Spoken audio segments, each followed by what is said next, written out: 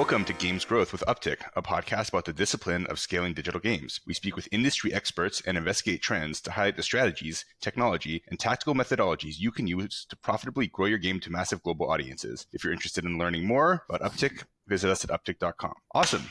Thank you all for joining us. We have a great episode for us today. Why doesn't everyone go around and introduce themselves? Sure. I'm the co-host, as normal, Warren Woodward, co-founder of Upptic. I'm Melty. I'm the co-founder and creative director at XP Foundry, who is developing Runiverse game. And I'm also a Metaverse and Web3 Gaming council member at the Global Esports Federation. Ryan here, not to be confused with Ryan Wyatt, our CEO at Polygon. I am on the business development team for gaming here at Polygon Labs, advising and onboarding the best game developers across both Web 2 and Web 3 and helping them get on chain. Yeah, we have quite a bit to discuss. Sort of the high level arc of what we're trying to cover on this episode is talking about how in the past year or so, we obviously had a very bullish perspective on crypto and crypto gaming. In the midst of the bear market over the last, call it, several months, we've seen sentiment turn, and now we're sort of in the build phase. That's what you hear from anyone who's really, really bullish on Web3. And just want to talk about what that means for, we're seeing as like a macro trend, and then what that means for the specific projects that you guys are each working on. So just to get started, I think maybe just go one at a time and talk a little bit more about yourself, Melty. We'll start with you. A little bit about your background and what the projects you're working on are and how that matters for the context of what we're discussing here today. Yeah, for sure. Absolutely. I think I've been in crypto since 2015, nowhere near gaming. I did see, the rise of CryptoKitties and Axie Infinity. I think I minted the first Axies like during the Meow Co-op time. So I still have those. During that other time, I went into doing events. I do have a background in IP purchase and distribution. I'm quite passionate about video games that has a very strong IP trajectory. So I study a lot about like Angry Birds and League of Legends and, like their journey expanding from being just like a fun video game to being basically like pop culture references. Going into Web3 gaming started for me like first half of 2021. I think that's kind of when conception started for Runiverse. Myself and three of my co-founders, two of which are, game building veterans, we kind of got together and we were like, the games right now, they're not really fun. They're not what games are at that time. So that's what really like kickstarted it for us. And then of course we all combined our powers together and decided to make Runiverse. And one of the main things about Runiverse is the fact that I really wanted people to care about their pet roos and they wouldn't like dump them on the floor and all that stuff. So that was like kind of where I built the first, where we designed the first features around was making sure that it was fun, that it wasn't, just financial incentives. And Melty, for new folks, can you give a little description of what the roos are? I think they're really cute and awesome IP. Yeah, thank you so much. So Runiverse is a free-to-play mobile game. The genre is a hyper royale because it's a mix of a few things. It's casual to mid-core, multiplayer PvP modes, some party game modes. There's some UGC, there's social features. So it's very much just a game for you to enjoy quickly or with friends or, in multiple settings. It's not hardcore at all, wide breadth. But yeah, the roos themselves, I think, is what people really like. They're these cute but savage little creatures. So they look a little bit like puppies, at least the ones that exist at the moment. And they fight each other to the death. It gets a little bit bloody. It's not gross. It's just cute and stupid. And they fight for glory. And there's a bunch of pretty funny, cool lore that comes with them. They can make weapons out of anything. They're pretty stupid. They run around like they're going to fall over, but they don't. So yeah, it's definitely fun to watch as well as fun to play. Awesome. Thanks, Melty. And Ryan, why don't we go to you? Talk to us a little bit about your journey into Web3 gaming and catch us up to how that's brought you to what you're doing with your current team at Polygon and what you're building out now. Yeah, absolutely. So I was a pretty avid gamer growing up. I didn't really envision myself going all in gaming. And then I started really, I guess, at an ad network. So on the ad tech side, both as a strategist and a salesperson, where my job was really to advise Fortune 500 companies on their media distribution strategies, primarily within mobile apps, and help them monetize efficiently. And having to convince, the Coca-Colas and the pharmas of the world to invest in games really opened up my eyes to what a often underlooked industry gaming is, and also just how much potential there is. I was actually getting my MBA at Columbia, and I had the opportunity to take some crypto classes. I'd invested a little bit back in 2017, but really didn't know what was up. And through that class, I really realized that gaming was kind of the core of the beginning of crypto. It combines so many different things. It's gaming, it's DeFi, it's tooling, it's infrastructure, it's everything. And gaming just in general tends to be this proof of concept that precedes a lot of mainstream technological innovation. And it really is no different with Web3. And so back in mid 2021, I joined the Axie Infinity team, which is where, of course, I've met the wonderful Upptic team and was helping kind of think through the go-to-market for the free-to-play game Origin. It was an awesome experience. It kind of reaffirmed that I wanted to continue down this path. And when Polygon came around, really focused on this ecosystem play with some really interesting people coming from traditional big tech. That was kind of my signal that I wanted to join. And so now at Polygon, I'm really building bespoke commercial strategies with game partners, but also anyone that is touching games, including wallets, tooling, marketplaces, and really helping to further facilitate Web3 adoption, because it is ultimately what I'm really passionate about. And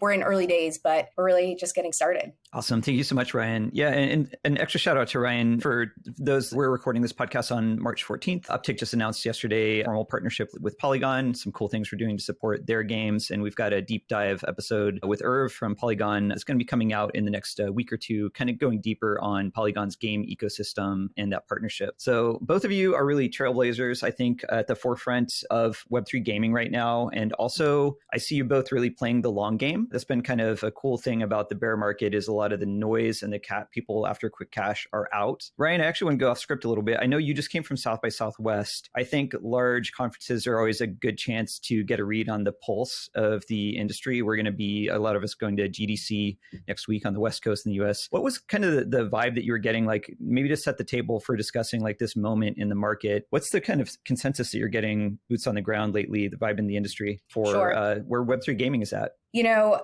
South by Southwest, I wasn't there last year, but from what I heard, Web3 was really the focus of a lot of those conversations. I would say this year, that sentiment has shifted a little bit more towards AI. Not to say that Web3 and crypto and all of that wasn't prevalent, just definitely not to the same extent that I think it was previously. And I think that's just reflective of some of the general market sentiment. But ultimately, I'm still bullish, of course, on where things are going. And there were still projects that were certainly interested. I think it's more tackling this perception for Web 2 people in general that believe that crypto is a bit of a scam. And while I would say that there's obviously corners of the industry that have behaved badly, it's really, I'd say, true of every industry, particularly new ones. And I'd say crypto's main sin has really just been getting a lot more attention because it's new and exotic, and also threatening to a lot of intermediaries that are scared, I guess, by its efficiencies. But I would say specifically at South by and what we'll see at GDC is there's just so many well-intentioned and high-integrity teams that are pushing through general market sentiment to build really interesting and exciting projects, not because they, want to scam anyone, but because they're really passionate about the synergies. And so I think people are just building their heads, focused, heads down, building. And that's why maybe at some of these conferences, it's not as much of a fanfare as it was historically, but it's still definitely there. How about you, Melty? What are you seeing? You're obviously in a different part of the world, in Asia, and I know you're super connected, super online, pretty active in Twitter Spaces, and I think a number of communities. How would you characterize like current sentiment, both within Web3 gaming, like those of us that are active, but also kind of the mainstream view of Web3 gaming at this moment? I honestly think that the current market conditions have made it so people are more selective and they really want to make a better understanding of what's probably going to work and what's not going to work. What features we thought were really cool that other people might not care about, or that might not give us, the boost that we need in the gaming industry. It might be some other stuff. And I think that's what teams are like currently figuring out at the moment. And when I say selective, I mean like a shitload of dev teams really choosing properly what Web3 features to put into their games or into their products. And I think that is definitely for the best, because it's not like every single feature of Web3 is going to work in a game. And it doesn't have to work, and that's fine. We're really all, it's like you guys said, in such a new market that a lot of what these trailblazing teams are doing right now is trial and error. A lot of people before us have walked so that we could run, and then we're running so that all these other new teams can literally like perform long jumps. That's a good metaphor. Yeah, Yeah, I think that context makes a lot of sense. I think you kind of touched on something that is interesting and worth talking about, because if we try to time stamp this, I think the four of us, we're all pretty steeped in what the Web3 ecosystem looks like, but I'm not sure our entire audience necessarily knows that. So I think that's one of the things that might be interesting to just give some table setting for. I mean, I guess we can start with Warren here and then go around the table briefly. Just like, can we give a little bit of like, call it the 6-month history of where we've been and where we are now in the context of the Web3 ecosystem? Because I don't want to make the assumption that the audience knows that. Yeah, that's a good point, because our audience, I'd say, is from across the swaths of gaming industry executives, not just Web3. So, I mean, I think I personally came in at the same point of a lot of people during the initial huge Axie boom a couple years back. And that was, huge credit to the Axie team. I think that was what created a lot of the excitement and builders in the space right now that were activated. And so, we saw following that boom, huge influx of capital, ton of new game teams forming, and a ton of projects kicking off. And this, I would say, created like the huge bubble period of 2021, all this fervor around these new and unproven teams. At this point, a lot of that's dissipated. I'd say we had a 1.0 model of play to earn that was highly copied from what had worked for Axie in that first era. And, to the Axie team's credit, they quickly learned, the need as they grew of need to develop nuance and evolution of that model. But meanwhile, there's a lot of teams that copied that 1.0, but with arguably worse products or products that never shipped. And so that led to at least gaming's role, from my perspective, in the current collapse of the market. Crypto overall collapsed. Gaming itself is in a little bit of a downturn right now. And so Web3 gaming being at the nexus of those two things, and also having a lot of quick to market and hastily executed products, I think kind of brings us this moment of time where there's more negative stigma in the market than I would say is merited for the long term, but justified in the short term. I think there was a lot of bad projects that launched early to capture that money. I'm curious, Rian and Melty, that's kind of my take on what brought us to this moment in time. Do you have any different takes? We'll talk about the future, but just would you characterize the current sentiment in the same way? Do you have any tweaks on that narrative that you've seen different from your perspectives? I would say that's a pretty accurate representation. One of the things that you kind of touched on is that a lot of the hype, especially within gaming from 2021, even into 2022, was hype among speculators in particular. And right. What we're seeing now is that there's a lot of awesome projects that are really just more or less focused on like really fun and interesting gameplay. And so that's helping to usher in this new wave that appeals more towards traditional gamers. In general, like oh, sorry, go ahead. One of the things I want to articulate to the audience, which I don't think they necessarily know, is can we talk about what are the key features of a thing like Axie, like the double tokens, governance token? Can we talk a little bit about the context of like what are the features that were copied in the first wave that now we're seeing maybe fleshed out of the system more in the games that are now focused on games first as opposed to crypto first games? Does that make sense? A good point. Yeah, I mean, let's riff on that. Like what really defined the 1.0 era of gaming? And I would say, there's some sort of NFT that can be used in the game as a character. And there's usually a 2-token economy, one what you'd call like the game token that was used primarily in game, and one which is typically called a governance token that is like an ecosystem token, you could say it, or in some way it relates to ownership of the overall gaming economy. This is at least like the thesis of 1.0. Does that sound right, Melty, Rian? Yeah. So the governance token and then the game token is a direct comparison to an in-game currency. So World of Warcraft, gold, silver, credits, all of those became inflationary token in the 1.0 Web3 gaming model. Right. And to Ryan's point, who is the audience in this 1.0? It was highly driven by speculators. And we saw that in the activity in these games. It created almost a gig-based economy for some of these games of farming these tokens, extracting value, selling these tokens, and in some ways created a false positive of the demand in the market because it wasn't necessarily demand driven. It's almost independent of the quality of the underlying game. It was seen as a financial opportunity in this 1.0, and the success of games were tied to ability to extract value from them, in my view. Also, to Ryan's point, I think going into this next era, we've seen teams adapt. A lot of the speculative audience is gone from crypto for the near term. And so now there's people using the technology of Web3 and saying, okay, how do we use this to just make a more compelling game and make it a game first? And this is part of why we wanted to highlight Runiverse, is I think you guys have really put a game first model and taking your time to ship a quality product. So yeah, I think that's how we define the first era. And then maybe we can go ahead, Melty. Oh, yeah. No, I mean, I can probably not add on, but like clarify. So the speculative audience or the players that you're talking about is what we refer to now as the play to earners. And play to earners, that can be translated quite simply to people who are playing it's like a job. They're playing like a job. And so at that time, with all of the experimentations going on with what a fun game will be, there wasn't actually a real need for a game to be that fun. It just had to be like kind of fun, quite simple, but the main incentive was the earnability of it, which is why we all say now that play to earn doesn't work, because how can there be a game where everybody wins? That doesn't make sense. And so now the pivot in the whole space moves away from the play to earn narrative. It even moved away from the play and earn narrative. And now it's literally just like play.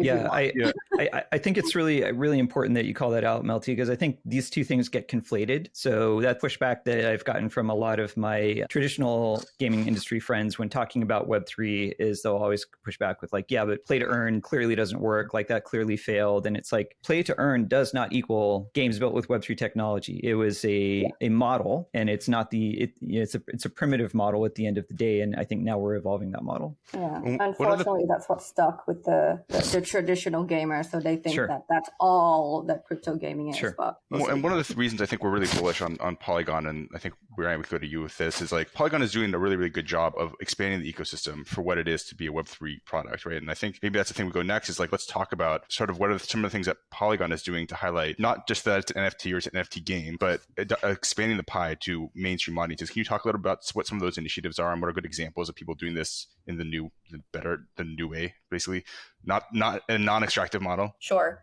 I think on that point at Polygon, we understand that, look, we're a blockchain and we would love for everyone to be building on us. But at the end of the day, the core user, whether you're a gamer, whether you're even in DeFi or you're a Starbucks loyalty member, you shouldn't necessarily know that Polygon is behind it. You know, blockchains are kind of like the operating system of the future. And so a lot of our focus has been in 2022 on onboarding, you know, the large Web2 brands, the Starbucks, the Nikes, the DraftKings, because at the end of the day, there's just so few Web3 gamers in particular that we really need to prioritize onboarding these mass audiences to make crypto feel a little bit more approachable. And so what I've been really noticing is some of the most successful games, especially now, are the ones that are free to play and mobile, that you wouldn't necessarily know include any blockchain technology.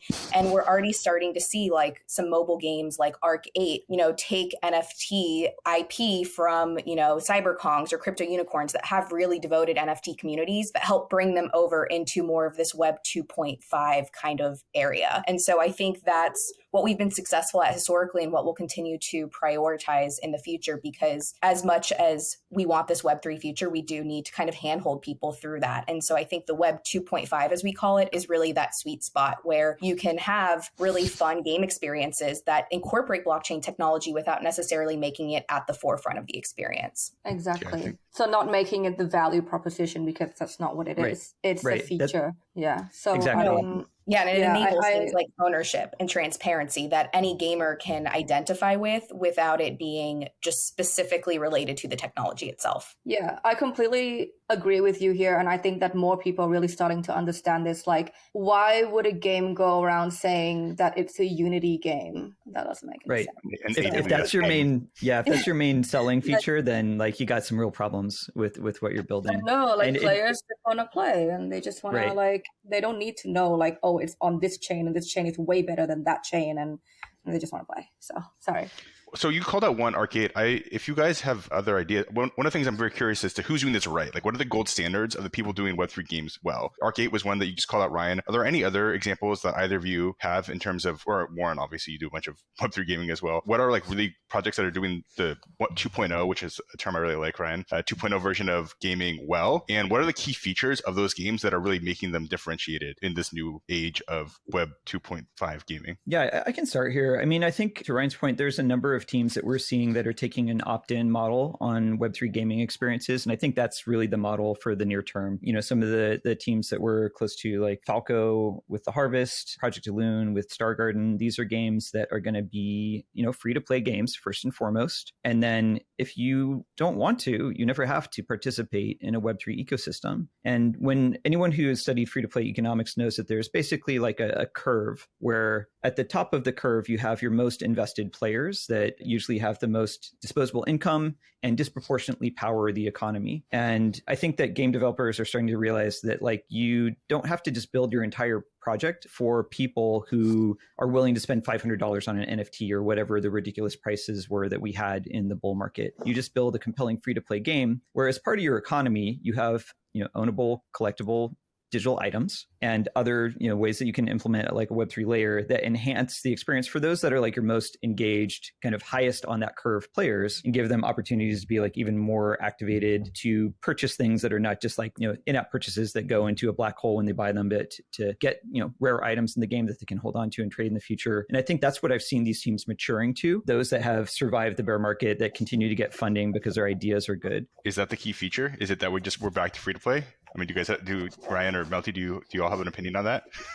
Well, I think it's an and, it's not an or. That's what I'm positioning, right? I am a huge advocate for free to play. I believe that if a game, the more accessible the game is, obviously the more player population, and then the richer the economy is for the game. So for me, free to play is kind of a no-brainer at this point. Mobile, that's a bonus. More people have mobile phones than they have computers or consoles. It's very, very accessible. I do think that the basic progression loop should be completely free. So a free-to-player should be able to download the game, play it without having to do any sort of like wallet or token shit. And then if they want to play on more of a premium layer, and I'm not talking about pay to win or anything to do with like combat perks, I'm talking on a premium layer, get some access to extra things, theory crafting, unlock some really cool cosmetics, maybe take part in incentivized UGC or, custom maps, user generated content, that sort of thing. They should be able to just unlock their wallet through like an in-app purchase or like flat fee with their credit card. Sorry, it's so late.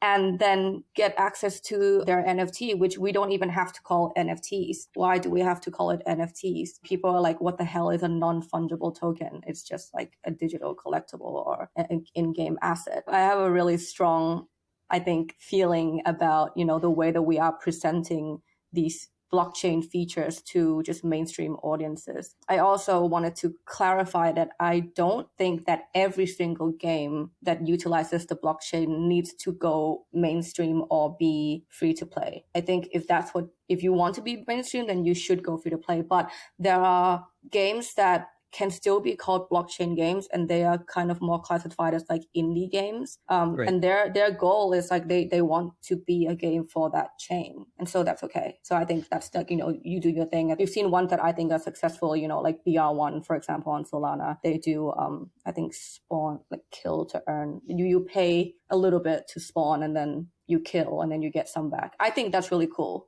but yeah, it's different from like the ones that we're talking about. Right. And that's something that I think is really underrepresented, is sort of what is the indie version of Web3 gaming, where it's not about it's all indie right now.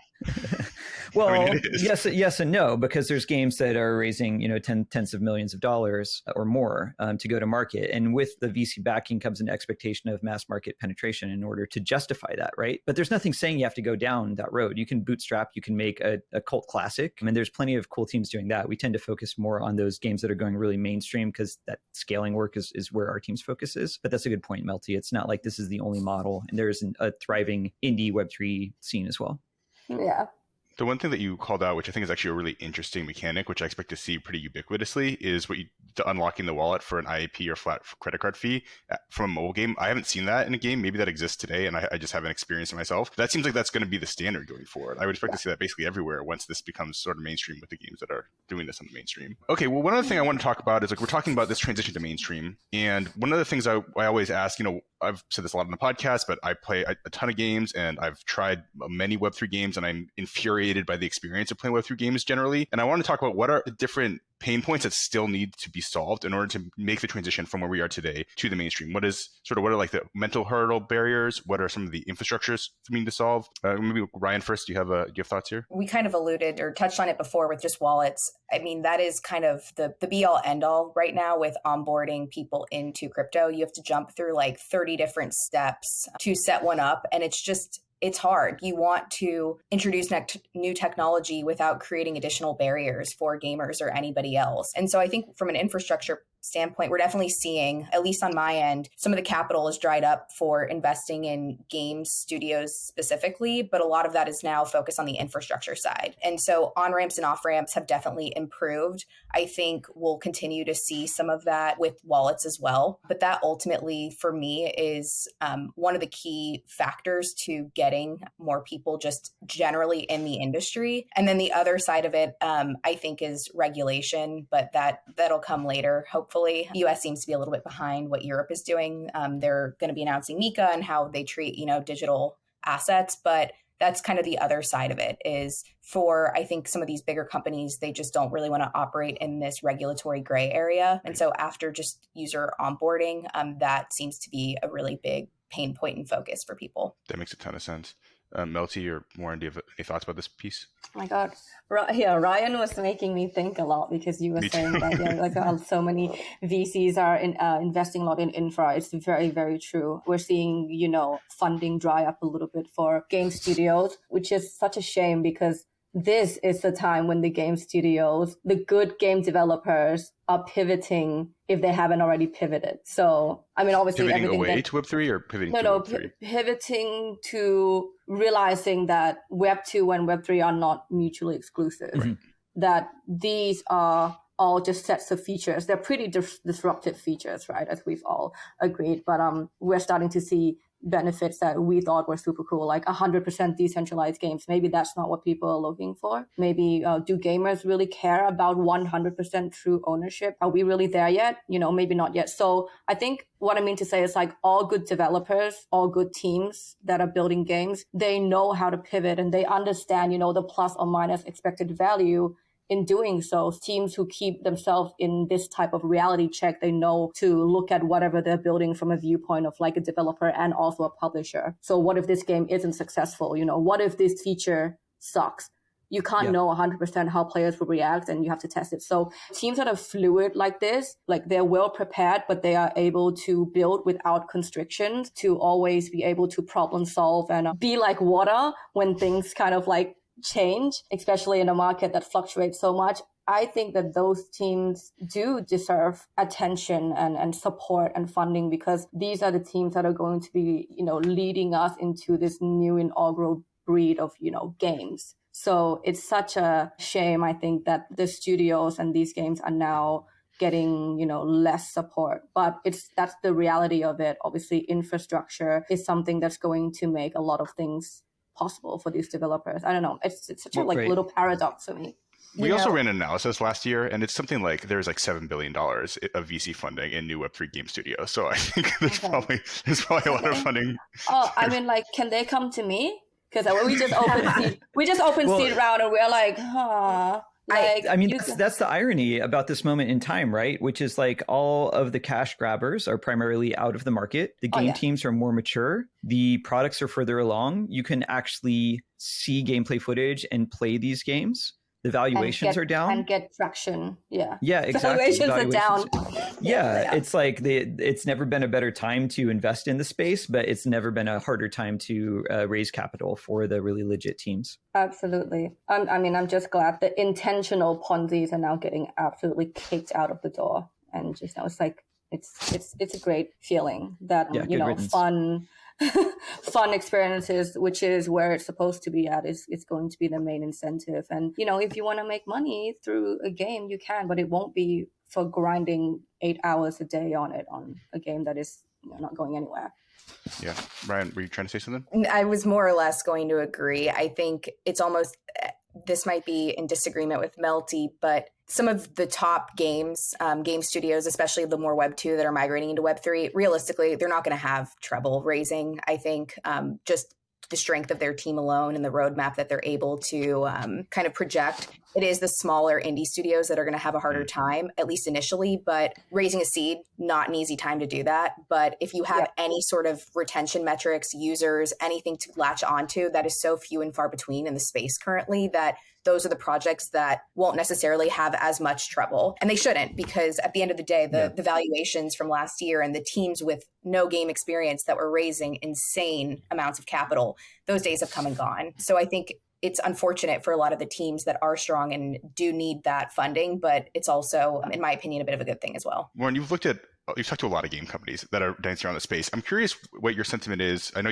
we don't need to say any names, but I'm curious your perspective on what is happening with sort of the behemoths in the Web2 game space, how they've pivoted quickly into Web3, and then what their long-term strategy is now that the market sort of cooled off. I'm just curious if you can speak sort of broadly to what you're seeing and a few examples of what you're seeing in that context. Yeah, I mean, unfortunately, everyone's being very reactionary in the traditional gaming world. So, they were all kind of late to adopt. Like, we had the boom of Web3 gaming, and I'd say in the second, like probably 2/3 of the way in, call it half of all large game publishers announced Web3 initiatives and hired aggressively for that, funded that. And then the bottom fell out of the market. And it was particularly hammered home, with the events around FTX. And we've seen a ton of those initiatives canceled before the games even shipped. But an interesting byproduct of it is we saw this bifurcation where I'd say that a lot of the legacy companies really pulled back in the current bear market economic conditions, really pulled back or canceled their Web3 gaming initiatives. However,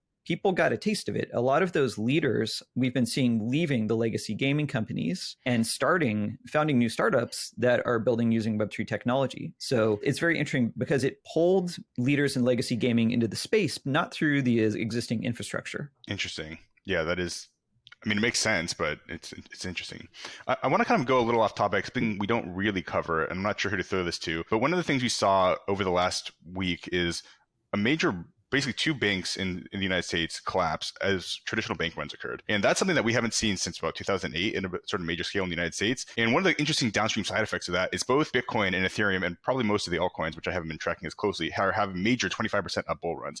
I'm curious, yes, anyone who has an opinion here, what is the implication here for gaming, but also more broadly the technology space as a whole? Because obviously this is like a pretty interesting development now that we're actually seeing crypto being used as a flight to safety away from USD, which is not something that anyone really expected since the most recent crypto crash. It's a big question, right? I don't think we're going to see like impacts this week on, Web3 gaming, but it's about the infrastructure. It's like, why do we all give a crap about this technology in the first place? And we're seeing the most primitive use case, which is decentralized digital assets that aren't tied to a traditional banking system, kind of the 1.0 of crypto. We're seeing that use case potentially manifest in a real way for the first time.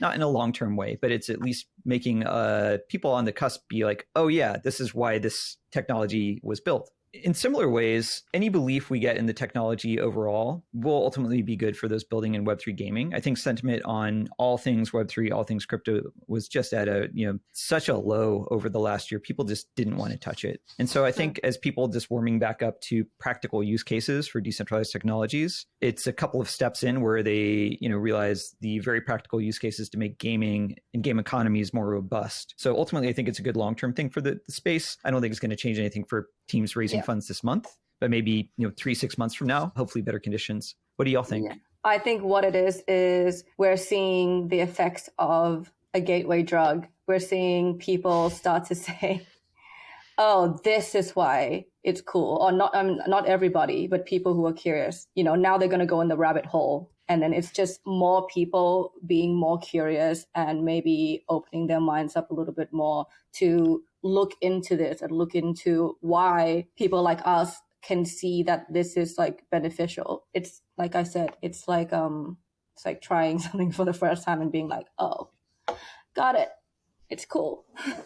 At the end of the day, I feel like this industry kind of implodes like once a quarter at this point. And for a lot of the tourists are kind of gone from the industry or have been. And so the people that are really focused right now are the ones that are the true believers. And it's just building through the hype cycles and understanding that some of these like macro factors are interesting to look at, but not necessarily like the be all end all. Because I mean, it's been a year and a half that I've been working full time, and it truly is one thing after another. And it's unfortunate in a lot of ways, but it also just doesn't change my standpoint. It doesn't change anyone that I work with internally. And like we wouldn't be, building and focused on this if we didn't have that conviction. Yeah, makes sense. Agreed. So let's take a longer time horizon. Let's look out 3 years. What does the future of the space look like? We'll just go around the table. We'll start with Melty. The future of the Web3 gaming space. Web3 gaming space. Yeah. Go. I mean, doesn't have to be super high probability. Obviously, you can't see the future, but it's okay. In 3 years from now, how do you see this unfolding? It's okay. There's going to be so many games with earning capabilities. It doesn't have to be play to earn. It can be create to earn. It can be whatever, move to earn, sleep to earn, die to earn, whatever people are coming up with at the moment. But there's going to be so many of that.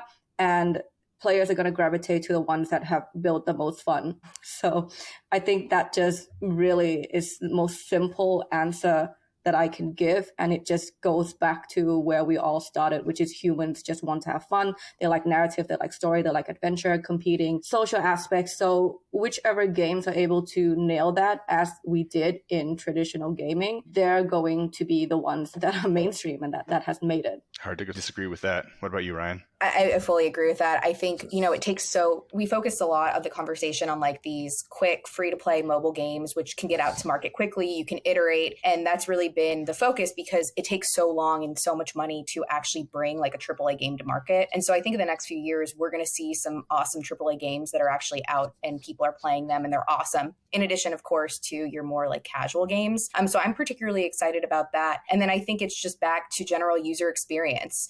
In the early days with MP3s, people used to be, no one would say like, oh, did you listen to that new MP3? They were just like, oh, did you listen to the song? And I think that kind of association with NFTs will also be gone, where it's just expected among people that you have ownership opportunities with an NFT in a game in particular. You can buy, trade, sell. And so I think those will be things that are just more commonplace, both in gaming and beyond. I think most startups to a certain extent will be incorporating blockchain and NFT technology, maybe not in the next 3 years, but definitely within the next 10.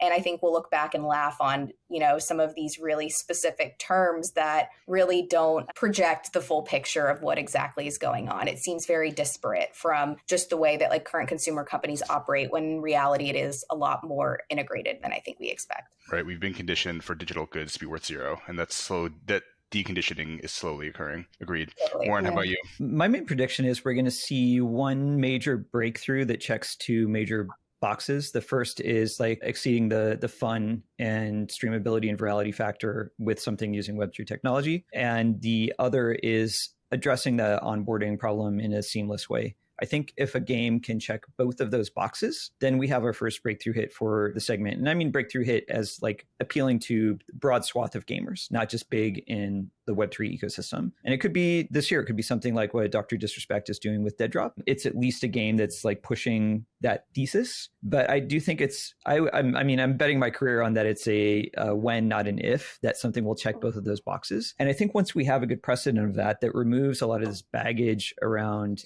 NFTs and the crypto ecosystem and some of the low quality projects and scammers, and also just shows that not only can a game be at that fun level, but that fun can be enriched and that engagement can be enriched from this technology, then I think it's game on. And then we see a huge reactivation of the space. And the teams like Runiverse that have been building during this grimmer period, I think are going to be well positioned, as well as obviously like the top games that Polygon is supporting. And so I do think that those that can suffer through this time and land on the other side with those products that withhold not just being a crypto game, but just like stand on their own 2 feet, they're going to be really well positioned for when that breakthrough happens. Thank you. Yeah. Awesome. Well, thank you all so much for joining us. Really appreciated your insight here. If someone wants to get a hold of you and learn more about your projects, where can they do that? Let's start with Melty. Okay. Runiverse is at playruniverse.com. Our Twitter tag is the same, just playruniverse. You can come in and take a look. Our alpha is open, free to play. It's only 20% of the game, but I promise it is fun to play and to watch. It's hilarious. It's so stupid. With friends, you can play in a custom lobby. I don't need anybody to read the white paper, read anything about the game. You literally just have to download it and play it. It's a good sales pitch. Thank you. Awesome. Do you want to spell Runiverse? ROONIVERSE. It's like awesome. Universe, but Ru. Yeah. Got it. Thanks, Melty. How about you, Ryan? I'm going to regret saying this, but Telegram. Reach out on Telegram. My handle is at Rian, RIANRAB.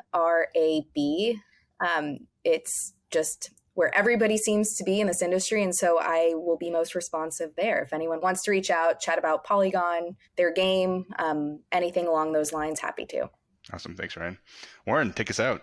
Yeah, Ryan, Melty, this was awesome. Thank you so much for coordinating your very disparate time zones to make this episode happen. And really an honor to chat with both of you as builders in the space and leading on the forefront of where gaming's going. So as always, the episode is brought to you by the team here at Upptic. Here at Upptic, we do all things to help games grow. We have our own growth platform, which we're going to be sharing more about in the coming weeks. This is basically all of the tools that our engineering team has been building to scale the games that we support. We're starting to license these as standalone tools, which we're really excited about. And if you couldn't get it from this conversation, we're very bullish on the future of Web3 games. We support these games from very early stage to when they're going mass market. We'll help with building out the full strategy, developing the creative, doing the Web3 native marketing, doing the mass market scaling to millions of players. So wherever you are on your journey, if you're building something really rad, please reach out to us. We love meeting new teams. And best way to do so is through our website. It's upptic.com. That's upptic.com. Awesome. Talk soon.